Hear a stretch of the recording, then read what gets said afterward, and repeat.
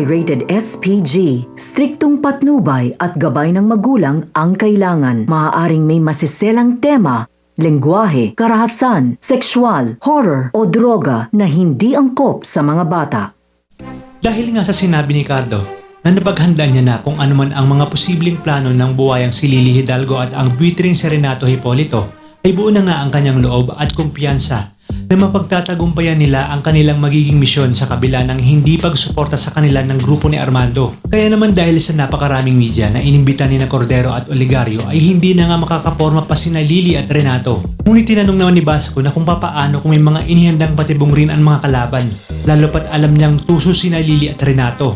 At isa pa, ay sigurado siyang naroroon din sina Lito Balmoria at Major De Vela kasama ang buong pwersa ng mga Black Ops. Kaya naman sinabi ni Cardo na alam niya nang mangyayari ang lahat ng ito at wag umano silang mag-alala dahil may mga bagong espiya sila na nasahanay ng mga Black Ops at ito nga ay sina Captain Adrian Jimenez at Captain Jeremy Ibalos nang hindi nalalaman ni Major De Vela. Sinabi pa ni Cardo na parte ito ng kanyang mga plano upang makakuha ng intel sa kung anuman ang mga binabalak ni De Vela laban sa kanila.